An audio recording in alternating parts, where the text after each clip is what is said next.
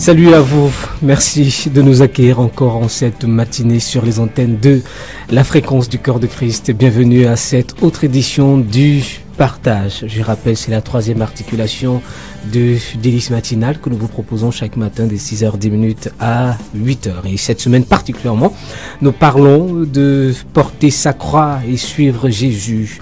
Une interpellation du Seigneur adressée à ses disciples est-elle encore d'actualité? Et qu'est-ce que cela signifie? Nous avons, lors de nos premières éditions, essayé un petit peu de présenter la situation actuelle de l'Église.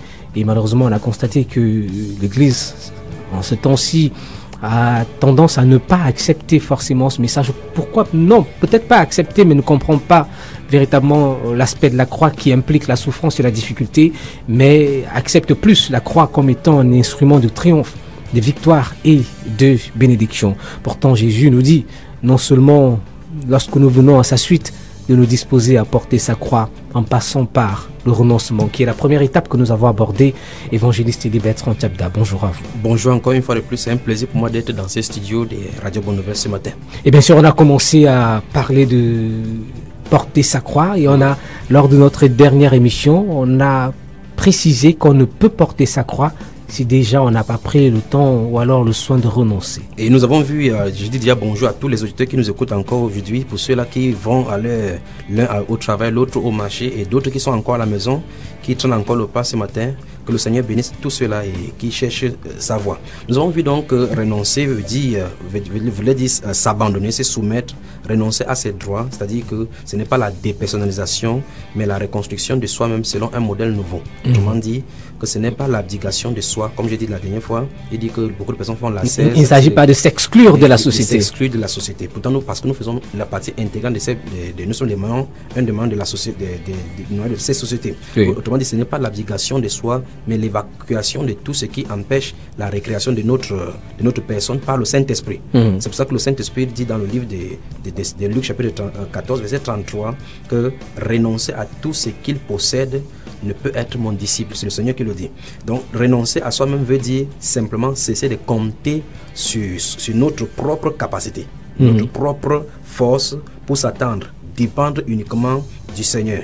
Et la voie pour le faire, ce n'est pas la suppression de la chair en multipliant les jeûnes, les prières et autres là-bas, c'est uniquement dépendre de l'esprit.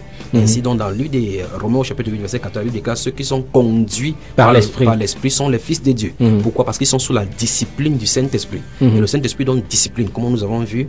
Nous voyons dans le livre de Romains, Hébreux chapitre 12, les 16 premiers versets, où il explique cette discipline-là comme un parent disciplinerait ses fils sans pourtant vouloir sa mort. Effectivement, et il dit donc que de la même façon, le Père discipline ses enfants, pas pour les tuer, mais afin qu'ils participent à sa sainteté. Et comme vous avez dit à l'introduction, cette discipline-là passe par le renoncement. Parce que lorsqu'on renonce, compter sur le Seigneur, ce n'est pas facile. Parce que pour que vous n'ayez pas de l'emploi, et quand on vous dit comptez sur le Seigneur pour cela, attendez-vous à lui, ce n'est pas facile par rapport à la chair. Ce n'est pas facile par rapport à la chair. Est-ce que le christianisme aujourd'hui n'est pas un petit peu, le chrétien d'aujourd'hui, n'est pas à l'image de ce jeune homme qui est venu voir Jésus, et lui démontrant en fait toute sa spiritualité, lui donnant de comprendre qu'il voudrait quand même être son disciple. Mais lorsque finalement Jésus lui demande de renoncer, de se séparer de tous ses biens, en fait à ce moment-là il y a quelque chose qui se passe. C'est pour cela que nous voulons comprendre avec l'exemple que vous avez pris dans ce livre de Luc au chapitre 12 que effectivement, nous avons quelque chose à perdre avant de suivre le Seigneur. Parce que lui-même, il a perdu, il a dû quitter sa gloire pour venir porter sa croix sur la terre et avant de rentrer dans la gloire. Il faut qu'on se comprenne que, premièrement, nous avons été créés par Dieu pour un but bien précis. Et ce but-là passe par certaines étapes dont Dieu a fixé lui-même. Et on ne peut pas fuir. Essayer de fuir cela, c'est essayer de se convaincre, par exemple, qu'on ne mourra pas, que ce sont les autres qui meurent. Pourtant, nous savons très bien que c'est une épreuve à 100% sûr que nous allons passer par la mort. Donc, nous voyons effectivement que cette personne est venue confronter le Seigneur Jésus-Christ en nous présentant ce que nous faisons aujourd'hui, sa forme de christianisme. Il lit la Bible tous les jours, il jeûne tous les jours, il donne ses dîmes, il donne ses offrandes, il va dans la campagne d'évasion, il est fidèle à l'église, mais Dieu veut le renoncement. Dieu ne nous a pas demandé de faire ce que c'est ces choses-là qui nous rapprochent de lui, c'est le renoncement, c'est l'intimité. Parce que au travers de ces renoncements, il y a l'apprentissage du Saint-Esprit, la discipline du Saint-Esprit, le contact avec lui, l'intimité avec le Père. Et par conséquent, il n'y a pas de contact intime. À partir de ce niveau, lorsqu'il n'y a pas de contact, on commence à perdre les repères. Comme j'ai dit dans les précédentes émissions, on commence à chercher des hommes ou de chercher le Seigneur. Et beaucoup de personnes donc aiment mieux écouter la voix des hommes. Malgré qu'on sait que celui-ci c'est un menteur, il a de nous diriger à la perdition. Ils aiment mieux cela qu'on leur dit ce qu'ils veulent entendre. C'est quand même terrible. Alors que celui qui aime le Seigneur voudra abandonner vraiment tout. Comme nous avons vu dans la dernière fois, vous avez cité le cas de Pierre dans Marc chapitre 10 verset 27 où il a dit voici Seigneur, nous avons tout quitté, tout abandonné pour te suivre. Or, nous avons vu effectivement la belle-mère de Pierre dans la Bible. Il était marié. Il avait une entreprise de pêche. Ce qui est curieux, c'est que le soir où il essaie de dépêcher, le Seigneur qui lui a donné assez de pêche, assez de poissons ce soir-là, la Bible déclare clairement dans Luc chapitre 5 qu'il a tout abandonné là-bas. Et les bateaux, le canot, le filet, les poissons, même qu'il a pêché pour commencer à suivre le Seigneur Jésus. C'est quand même terrible aujourd'hui pour nous aujourd'hui. Mais aujourd'hui, si le Seigneur nous appelle, nous recevons une voix du Seigneur. Il y a des gens même qui se lèvent, ils chassent cette voix-là, la voix du Seigneur au nom du Seigneur. Ils chassent la voix parce qu'ils ne veulent pas entendre. Pourquoi? Parce que nous sommes accrochés à nos biens matériels. Nous sommes tellement accrochés sur la terre que c'est tellement difficile que le dynamo de Saint-Esprit nous amène vers le haut. Alors, abordons un petit peu le deuxième aspect de ce texte de Matthieu que nous avons commencé à développer lors de notre dernière émission, où Jésus nous invite d'abord à renoncer. Et deuxièmement, il dit, alors, le verset 24 du chapitre 16 de Matthieu dit, alors Jésus dit à ses disciples, si quelqu'un veut venir après moi, qu'il renonce à lui-même, qu'il se charge de sa croix et qu'il me suive. Alors maintenant, lorsque nous voyons effectivement, il pousse, souvenez-vous, les auditeurs qui m'écoutent à la maison peuvent faire le parallèle avec Luc chapitre 14, le verset 27 à 33. Souvenez-vous, dans ce verset 25 du chapitre 14 de Luc, la Bible déclare que des grandes foules faisaient route avec le Seigneur Jésus. Donc, les gens ont pensé qu'on marche derrière Jésus-Christ tout simplement en allant à pied. Le Seigneur Jésus-Christ ne veut pas seulement qu'on marche derrière lui à pied. Il faut qu'on soit accompagné avec tout notre cœur. Parce que on peut être, comme j'ai cité le cas des gens qui sont dans vous avez fait l'état de cela la dernière fois, d'une jeune fille qui serait au milieu de l'assemblée, dynamique au milieu de l'assemblée, ou bien si physiquement parlant, les pasteurs même peuvent me donner témoignage qu'il y a une bonne sœur ici, mais pourtant dans le secret. En fait, elle mène une autre vie. Elle mène une autre vie, double vie. Et beaucoup sont comme ça. Beaucoup sont comme ça, y compris même les pasteurs. Il y a le cas des pasteurs que j'ai rencontrés qui ont 3 femmes, et l'une des femmes ne connaît pas l'autre. D'autres ont même des femmes même dans leur propre assemblée. C'est quand même terrible. Donc le Seigneur Jésus dit que si quelqu'un veut venir après moi, dans ce Luc chapitre 14, plus c'est le même contexte encore, c'est la foule qui a de suivre Jésus. Et encore, dans notre contexte, on voit effectivement comment le christianisme, c'est une christianisme de foule. Et bien là, Jésus va commencer à donner la sélection, les conditions pour marcher derrière lui. Donc on ne marche pas derrière lui seulement physiquement. On marche maintenant avec une preuve de vie. Il va dire que si quelqu'un vient après moi et qui ne renonce pas à lui-même, c'est quand même terrible. Et qui ne se charge pas à sa croix, il ne peut pas être son disciple. Alors, se charger de sa croix. Maintenant, se charger de sa croix, ça veut dire accepter toutes les difficultés qui sont chargées d'après la voie que tu vas suivre derrière lui. Donc, avec un langage simple, ça veut dire ceci. En fait, je prenais le livre de Luc chapitre 14 tout à l'heure pour dire effectivement que le Seigneur va montrer quelque chose, un autre parabole. Il y a une parabole qui est ajoutée pour amplifier par rapport à ceci. Il a dit dans cette parabole, à partir du verset 30, il dit que quel est ce roi qui veut aller en guerre ne reste d'abord pour calculer si avec 10 000 il pourra attaquer 20 000. Et s'il ne le peut, il va envoyer dans une ambassade pour demander la paix. Puis il donne encore une autre parabole, c'est 2 paraboles qui se trouvent là-dedans. Il dit que quel est cet homme qui, s'il veut bâtir une maison, ne s'assoit déjà pour savoir si ça avec les planches qui peut avancer, ou bien avec le briques, ou bien avec le papin. Et s'il ne veut pas, il ne faut pas qu'il commence une maison, et quand plus tard il abandonne. Et curieusement donc, la majorité des vies chrétiennes sont des maisons abandonnées. Maison abandonnée parce qu'on n'a pas mesuré le prix. C'est pour ça qu'il a dit que si quelqu'un veut venir à moi, en fait il veut dire renoncer à lui, mais il faut qu'on mesure le prix à payer pour le suivre. On ne vient pas à lui tout simplement comme ça, parce que la vie de renoncement, ce n'est pas facile. Ce n'est pas parce que quelqu'un quitte sa personnalité. Vous allez voir quelqu'un qui est dans le monde, il est colonel, l'autre est président, mais il vient à l'Assemblée, quoi, peut-être qu'il sera toujours président à l'Assemblée. Donc ce n'est pas l'Église ne peut pas être président de l'Assemblée nationale, parce que là-bas c'est seul Christ qui est la tête. Il va falloir que on puisse dire par exemple prosternons-nous, louons le Seigneur, et que quelqu'un qui était de sa haute statue puisse mettre ses genoux au sol devant le roi des rois. Puisse adorer véritablement le Seigneur. Absolument. Et on l'a dit, renoncer. Oui. Porter sa croix, et vous avez un petit peu expliqué, porter sa croix signifie accepter toute difficulté, toutes les railleries qui pourront être là-bas. Et c'est là, la dernière fois, je vous ai parlé de Matthieu chapitre 10. Remarquez très bien que dans Matthieu chapitre 10, justement, lorsqu'il parle de cette chose, de cette porter sa croix, c'est se renoncer et porter de la croix, lorsqu'il parle à ses disciples, il va commencer à donner des injonctions. Parce qu'à chaque fois qu'il va faire état de ça, vous allez voir, il va mettre les relations entre les proches, il va parler de que c'est un homme de gagner le monde entier s'il perdait son âme. Vous voyez, si celui qui perdra sa vie à cause de lui, la perdra. C'est pour dire que quoi, si on a déjà renoncé à soi-même. Et c'est pourrait que Dieu nous met dans des tempêtes dont nous n'aimerons pas. Et c'est pourrait que Dieu nous met devant le fait où nous ne pourrons pas nous en sortir physiquement, dont notre vie peut en payer. Oui. Il a dit donc que si quelqu'un paye le prix de cette manière-là, ce n'est pas pour dire que tout le monde passe par là, nécessairement. Non, c'est pas un chemin obligatoire. Justement, parce que je voulais vous poser cette autre question. Est-ce que tous les chrétiens portent leur croix de la même manière? Non, pas de la même manière, parce que vous allez remarquer très bien que pour le cas de l'apôtre Jean, par exemple, il est mort tranquillement, alors que les autres ont été lapidés. S'il y avait un bon disciple qu'on ne devait pas tuer, ça devait être Étienne. Mais Dieu l'a choisi comme le premier martyr, Étienne, pour dire couronne. Et même le symbole même d'Étienne, Étienne, ça veut dire couronne, montre effectivement quelqu'un qui est rempli du Saint-Esprit, rempli des Écritures. Dieu l'a couronné et son nom, avec la souffrance dont il a fait. Et remarquez bien comment il était, pour vous montrer effectivement ses vies de rénonciation. Vous regardez Étienne, le premier martyr de l'Église, comment étant en plein là devant, imaginez seulement les cailloux qui lui frappent sur la tête, qui se tournent là, regardant les persécuteurs sans prononcer les malédictions. Mais si c'est aujourd'hui, on va cracher le feu comme le dragon contre ceux qui sont de les tuer. Qu'est-ce que Étienne a fait? Il a dit, Seigneur, ne leur impute point cette péché. Où nous voyons effectivement que sa vie était tellement précieuse et la vie de ses interlocuteurs était précieuse. Fût-il qui donne sa vie, comme l'apôtre Paul le dit, que j'essaie déjà, même si c'est déjà des libations. Vous voyez, il dit que ce qui manque au souffrant de Christ, je l'achève pour son église, à mon corps. Donc nous voyons effectivement que ce n'est pas, chaque personne a une destinée. Chaque personne a une façon de faire selon l'œuvre à laquelle Dieu l'appelle. C'est pour cela qu'il nous a fait avec des empreintes digitales différentes, pour que chacun ait sa signature sur la tâche et la voie qui lui a accordée. Est-ce qu'on peut dire que les croix varient selon notre degré de maturité ou bien selon l'appel de Dieu dans notre vie? En fait, la croix n'est pas unique. Non, parce que lorsque nous voyons l'histoire dans un cheminement, par exemple, si vous avez 80 ans à vivre, que vous montez ou descendez, c'est pas la même croix que vous portez de façon constante. Donc il ne s'agit pas de ces reliques-là. On va dire que les circonstances varient. Les circonstances varient justement parce que Dieu va augmenter de degré en degré. Remarquez très bien que le châtiment de Job, pour prendre cet exemple pas précis, vous voyez effectivement le châtiment de Job est venu progressivement.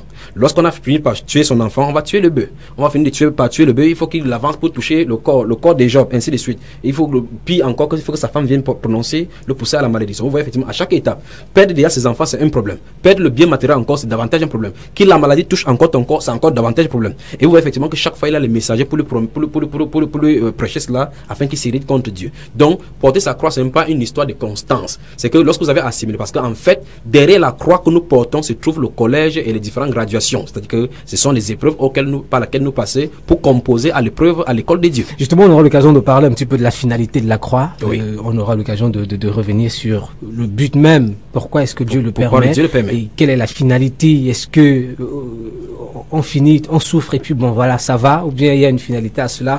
On reviendra, on abordera la question tout à l'heure, mais je ferai un petit peu qu'on s'attarde un petit peu sur porter sa croix.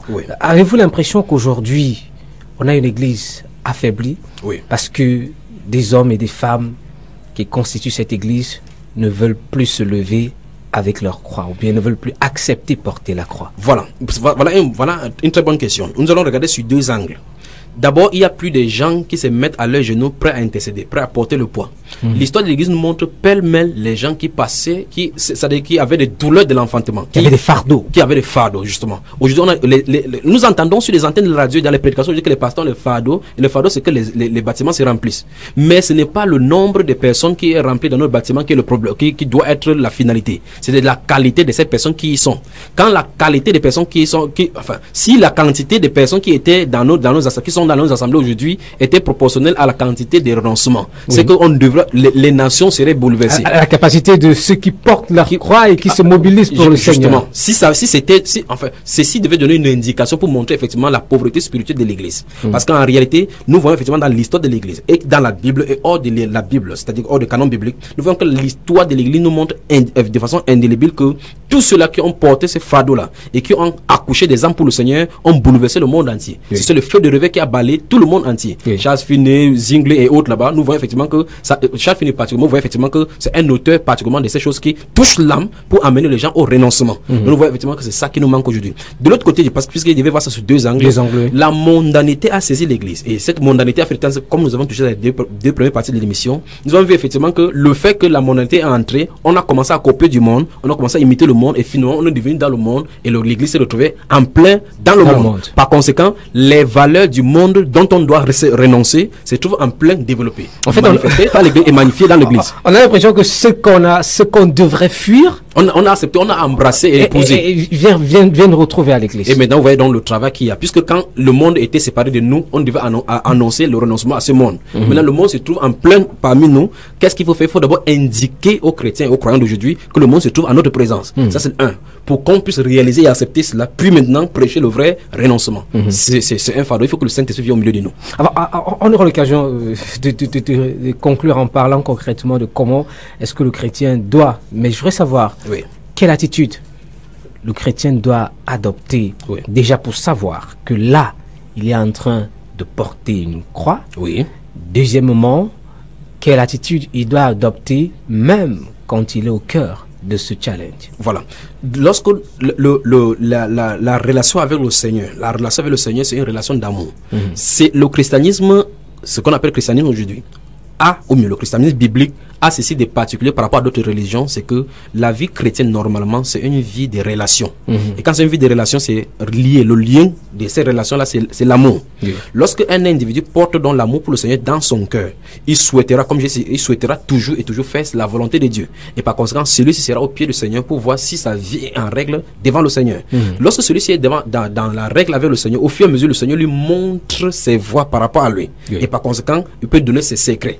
Dieu ne dit pas tout simplement, ne donne pas ce secret de façon vulgaire à tout le monde comme ça. C'est ceux qui ont connu ses voies, ceux qui connaissent ses voies. Donc, les individus et les chrétiens qui nous suivent particulièrement, ils doivent renoncer. Je dis bien renoncer parce que nous sommes arrivés à une époque de distraction à outrance. Parce que beaucoup de choses nous distraient. On a le Coupe du Monde qui nous distrait, les rugby de part et d'autre, les séries qui nous distraient dans la maison, les différentes vacances et les différents travaux qui nous distraient. Et particulièrement, remarquez bien comment on est devenu au niveau du rituel.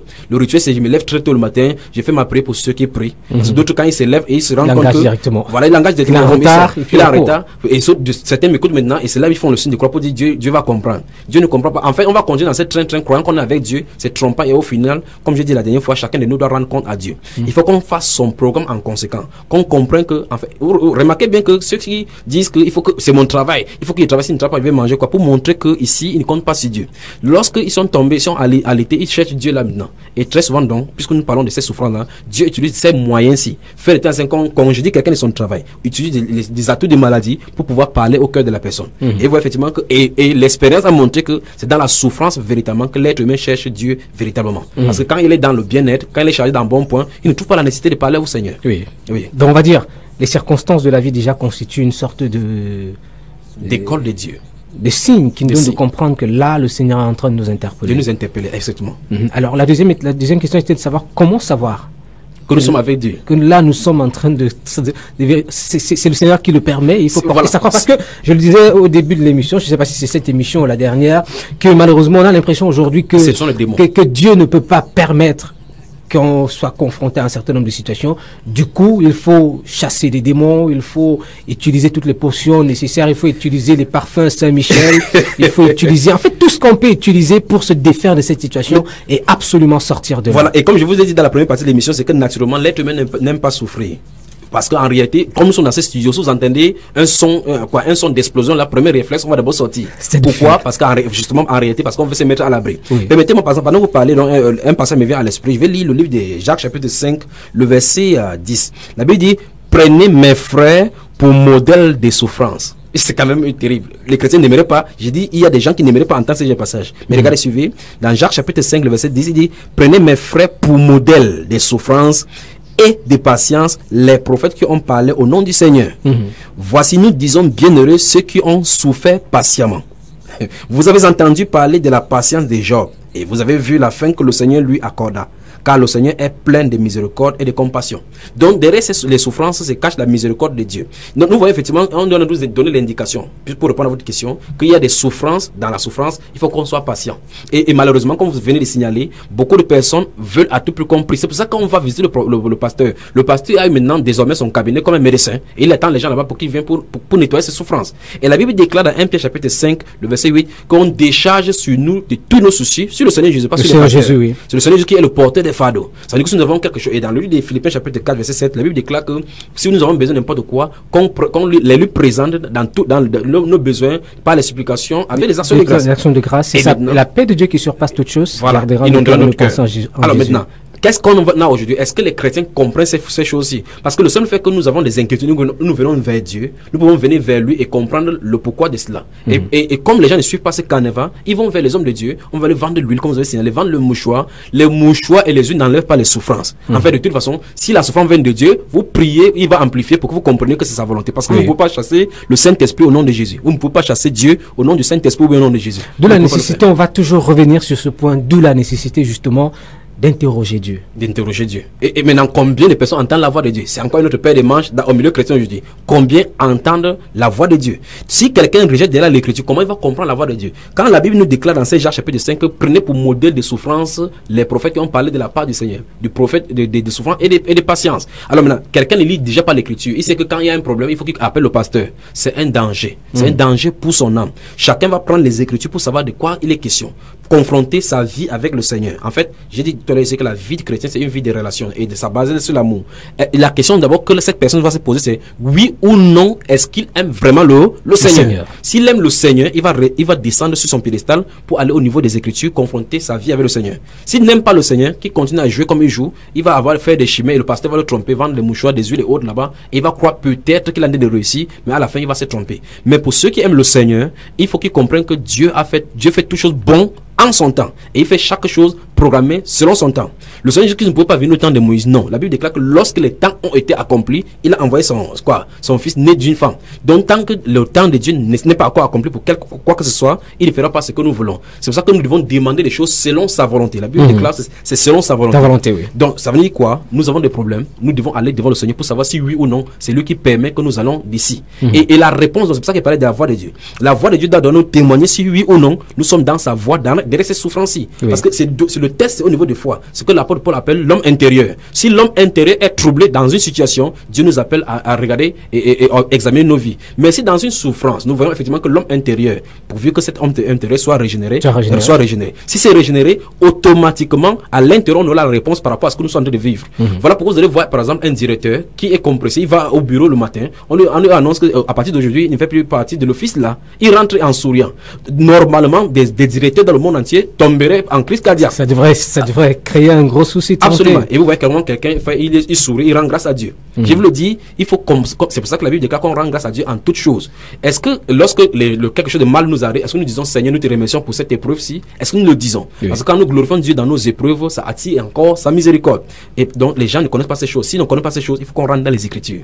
Donc, en fait, on va dire on est dans un siècle où Dieu n'est pas autorisé à nous faire souffrir. Oui, c'est malheureusement là. Permettez-moi de dire, j'ai un verset tout devant moi là. Des Romains chapitre 8, le verset 16 et suivant, le verset 17 nous dit, or, si nous sommes enfants, nous sommes aussi héritiers. Les gens qui prêchent l'évangile de prospérité au-delà aiment cela. Que nous sommes héritiers avec Dieu, nous retirons le royaume, nous retirons sa gloire. Mais le volet suivant dit, héritier de Dieu et co-héritier de Christ. Et il dit, si toutefois nous souffrons avec lui, afin d'être glorifiés avec lui. Donc cet héritage passe par la glorification, mais au préalable, il y a la souffrance. Puis au verset 18, il dit, j'estime, c'est l'apôtre Paul qui le dit, j'estime que les souffrances du temps présent ne sauraient être comparées à la gloire à venir qui sera révélée pour nous. Donc, quelle qu'en soit la souffrance que nous sommes en train de dire, la proportionnalité des récompenses ne peut pas être pesée. Ça se passe que si les gens savent effectivement que la souffrance est nécessaire pour nous conduire à la gloire, on va tout simplement s'abandonner entre les mains du Saint-Esprit, tout simplement. Renoncer. Porter sa croix, marcher avec le Seigneur et surtout donner à Dieu la possibilité de nous influencer et accepter parce que c'est une question de responsabilité évangéliste. Absolument. Parce qu'on a l'impression qu'aujourd'hui, on a plus confié notre marche chrétienne aux responsables chrétiens. Ce qui est un danger. Qu'à chaque chrétien, parce que le chrétien aujourd'hui ne s'assume plus et n'assume plus sa foi. On a un petit peu reparti à l'époque d'Adam et Ève. Adam qui estimait que c'est la femme qui estimait que c'est le serpent. Oui. Et maintenant, Dieu va mettre chacun devant sa responsabilité et donner son jugement. Comme dans cette cas où vous voyez effectivement que ça n'a pas empêché que Adam prenne sa sanction. Ève prenne sa sanction. Oui. Donc on peut avoir la responsabilité, comme j'ai dit dans la première partie de l'émission, que les pasteurs sont à plaindre parce que s'ils ne sont pas formés, ils ne peuvent pas donner des bons enseignements. Mais souvenons-nous que j'ai également dit que si les chrétiens doivent prendre la responsabilité de lire la Bible, parce que souvenons-nous encore, pour ceux qui nous écoutent, les pasteurs n'ont pas une Bible différente des autres, différente de ce que nous avons. avons, que les autres ont. S'ils ont des grosses Bibles et il y a des parallèles à l'intérieur, ce ne sont pas des parallèles qui sont les paroles de Dieu. La parole de Dieu est contenue à l'intérieur. Et si vous avez des relations avec le Seigneur peut vous expliquer autant mieux, comme il explique aussi au pasteur. Donc nous avons les uns les autres la responsabilité. Les chrétiens de Béret, dans Actes chapitre 17, verset 11, vérifiaient pour examiner si ce qu'on leur enseignait était exact. Il y a des gens aujourd'hui qui crient le dimanche, dans le dimanche, ils vont le dimanche, qu'est-ce qu'ils font? Ils vont prendre quoi? Un petit bout de feuille avec leur Bible. Ils attendent que le pasteur dit, ils notent, ils mettent là. Et la prochaine fois, ils mettent la Bible. Le dimanche matin d'après, de d'autres semaines, ils vont chercher là où ils avaient mis la Bible pour revenir prendre. Ils ne se souviennent même pas de qu'il est. Pas de communion avec le Seigneur. Malheureusement, on n'a qu'à faire un tour dans nos assemblées pendant les jours d'enseignement. Et pour constater justement ce sont les jours les moins fréquentés. Pourtant, les réunions de prière. Les réunions de prière, des percées, des traversées et autres, là, les gens sont pleins. Voilà. C'est terrible. Malheureusement, ça démontre un petit peu à quelle époque est-ce que nous sommes. Oui. Alors, évangéliste Ilibert Tchabda, on a parlé beaucoup de choses aujourd'hui. Qu'est-ce que l'auditeur qui nous écoute peut retenir? Il peut retenir clairement que il faut que, première chose, celui qui m'écoute maintenant vérifie d'abord si oui ou non il aime la vérité. Si aimes-tu le Seigneur? La deuxième question, c'est pourquoi vas-tu vers le Seigneur? La troisième question, c'est es-tu en règle alors que tu en es d'écouter maintenant? Est-ce que tu es un disciple du Seigneur? Parce que le Seigneur Jésus a dit que voici les conditions pour être ses disciples. Parce qu'aujourd'hui, les gens se taguent être chrétien. Le Seigneur Jésus a parlé des disciples. Lorsqu'on parle des disciples, c'est quelqu'un qui suit une discipline. Ce n'est pas d'être dans une école de disciples là. Non, c'est pas dans une question. Les disciplines du Seigneur Jésus a été tracées une fois par lui. Donc, si quelqu'un m'écoute maintenant, 1. Aimes-tu le Seigneur? 2. Vis-tu pour le Seigneur? 3. Ta vie que tu mènes maintenant, actuellement, honore-t-elle le Seigneur? Honore-t-elle le Seigneur? Quatrième question, si le Seigneur apparaît là maintenant, es-tu sûr d'aller avec lui dans la gloire? Si c'est non, il faut réformer sa voie, tout simplement. Réformer sa voie et revenir au Seigneur. Et on l'a dit, pour porter sa croix, première étape, renoncer. Accepter, renoncer. Et deuxièmement, quand on décide de porter sa croix, c'est accepter que Dieu nous impose ses lois à lui. Que Dieu nous impose sa loi. C'est sa rigueur à lui. Et ça, c'est pas toujours facile à accepter. Mais pourtant, Dieu dit qu'on doit devoir l'accepter. Merci à vous. Merci à tous qui nous ont écoutés ce matin. Nous vous retrouverons avec beaucoup de joie demain pour conclure. On abordera. Vous l'avez évoqué. Quel est le but de la souffrance, de cette croix que le Seigneur nous donne de porter? Est-ce qu'il y a une gloire? Vous l'avez évoqué lors d'une émission. On parle de gloire attachée. Et est-ce qu'il y a une période, une durée précise? Parce que quand on parle un petit peu des souffrances de Job, on a l'impression que tout s'est passé en un jour. Mais en fait, c'est tout un processus. Qui est étalé sur une période de temps déterminée par Dieu. Alors, est-ce qu'il y a un temps précis? À quel moment est-ce qu'on sait que voilà, là, je suis en train de me décharger de ma croix? Vous voyez, prenons d'abord le temps des souffrances. Vous voyez les gens qui naissent avec la souffrance. Dans Jean chapitre 9, le Seigneur Jésus nous parle de quelqu'un qui est né aveugle depuis la naissance. Et les disciples lui posent la question, est-ce que c'est parce que son père ou sa mère ont péché ou lui-même? Est-ce que ce n'est ni à cause du péché ni rien? Ça fait que l'œuvre de Dieu s'accomplisse en lui. Donc nous voyons effectivement que des gens peuvent naître dans la souffrance. Donc il y a d'autres qui commencent ça tôt. Le cas de Joseph, vous avez mentionné dans une des émissions, si vous avez mentionné le cas de Joseph, que pour lui c'était avec 17 ans. Vous voyez effectivement que pour Moïse, ça a commencé à 40 ans. Donc nous voyons effectivement que chaque programme, Dieu a son programme par rapport à chaque livre. C'est pour cela que les livres doivent être ouverts devant le grand trône blanc. Chacun aura son livre, de la naissance jusqu'à la mort. De la nécessité, vous l'avez dit, de coopérer avec le Seigneur afin de connaître la vision de Dieu pour nous. Absolument. Sans cette vision-là, on est désorienté. On sera comme quelqu'un jeté en plein mer et qui n'a pas de boussole. Merci à vous. Merci à tous ceux qui nous ont écoutés. Et nous allons mettre un terme à cette série consacrée, bien sûr, à ce thème porter sa croix. On le constate finalement que c'est un message qui est d'actualité. Peut-être qui ne court pas les rues, mais qui est d'actualité. Le chrétien d'aujourd'hui a besoin de porter sa croix et bien sûr de s'équiper, surtout à cette époque où on parle de plus en plus de persécution, de violence vis-à-vis des chrétiens. On a besoin de s'armer justement et surtout d'être prêt. Évangéliste. Exactement. La Bible déclare donc effectivement que nous devons prendre toutes les armes de Dieu afin de tenir ferme après avoir tout surmonté. On aura l'occasion d'évoquer ce chapitre du livre d'Éphésiens. Merci à tous ceux qui nous ont écoutés. On se donne rendez-vous demain. Et pour ceux qui aimeraient entrer en contact avec l'évangéliste Ilibert Tchabda, appelez tout simplement à Radio Bonne Nouvelle au 650 67 86 96 650 67 86 96 et nous vous mettrons en contact avec lui. Portez-vous bien, restez connectés. Shalom.